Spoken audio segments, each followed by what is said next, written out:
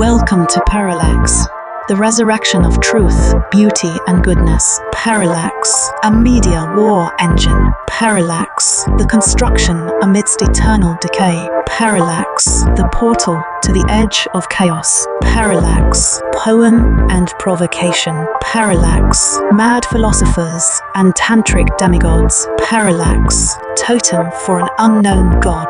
Parallax, philosophy and the return of the matriarch. Parallax, the end of the meaning crisis. Parallax, the whispering daemon in your ear. Parallax, the god of wisdom, wine and love.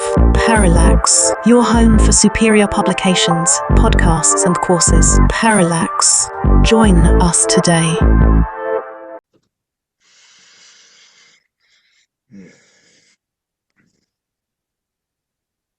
Thank you. We have all just initiated some process known only to the other that is us. We have started a collective machine to which we will now be subjected, even while we are doing apparently innocuous things like listening to idiosyncratic stream of consciousness lectures about esoteric symbolism and occult principles. We're going to be talking for a while, so feel free to close your eyes again if you like. This is acoustic in the McLuhan sense. Now, because this course may form part of a book that Parallax and I will put out, I will have to say a couple of cogent things before I devolve into sacred gibberish.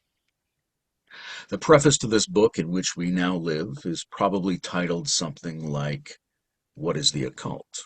The occult is the hidden. It is the veiled knowledge. Like Hermes Trismegistus, its secrecy has a threefold greatness. It is firstly hidden because esoteric adepts have needed safety and freedom in special contexts in order to explore their inner curriculum without provoking persecution, hysteria, or naive emulation in the general population. That is one secrecy. The second occult veil is simply that you can only work with this stuff if you are the right kind of person and you put the time into it. You could make the great magical tomes available in elementary school libraries, but it will still be a veiled mystery, even to those who read them. They guard themselves. And the third sacred secrecy is the most important for us here, for those who could profit from esoteric grimoires and alchemical formulations. It is the veil of self-occlusion. Those who know the occult knowledge do not know the occult knowledge. The relationship to this knowledge is not one of direct conscious knowing. It is a practical, adaptive capacity to work with the unknown and potentially the unknowable itself.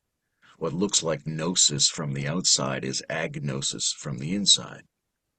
And it is from we, unknowers of magic, that the magical infrastructure of the emerging communities must be set in motion in this epoch, as it was in every epoch.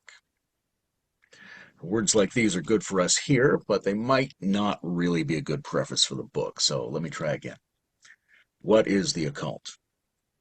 Occultism is a particular approach and particular flavor or set of flavors for existential self-development, wisdom cultivation, multidimensional sovereignty, and community production. It is set apart from other approaches by several features that are typically underemphasized in most mainstream religious and secular forms of developmental re-enchantment, although of course they have many similarities with the esoteric traditions of all cultures. The occult style focuses on transjective dynamics of change. It's interested in how things occur. What is the role of your perception, your intention, your desire, your behavioral investments, your habits of attention? How is all of that related to what actually happens in the world? I call this a trans-ontological inquiry because it necessarily blurs the boundaries between inside and outside, between subtle and gross, between being and becoming.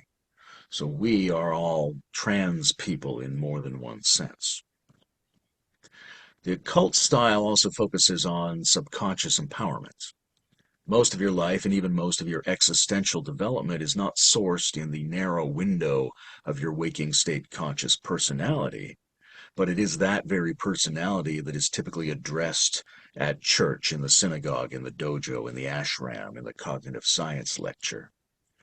So in occultism, you pass all the incoming signals to an othered self for whom you are either a good or bad assistant.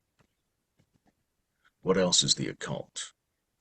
Occultism is interested in qualitative nonlinear resonant associations. It's interested in the force of individual and collective intention, in the wise use of imaginal entities, in the collaboration between bioenergetic arousal and semantic and symbolic ambiguity. Occultism is more honest than most paths because it acknowledges the light and dark aspects of itself, the transgressive and the ethereal aesthetics. As I've explored in the Zajic newsletter, occultism has a different attitude toward what we conventionally call mental illness.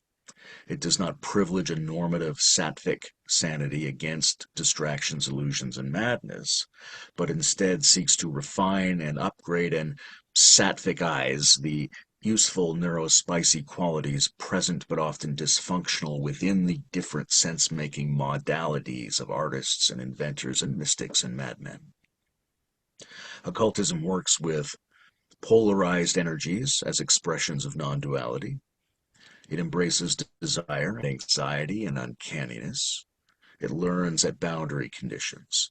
It develops the art of appropriate transgression. It builds the underlying skills out of which adepts can generate, evolve, or modify rituals for and with communities. And it explores the states and practices necessary for the so-called re-enchantment of the world.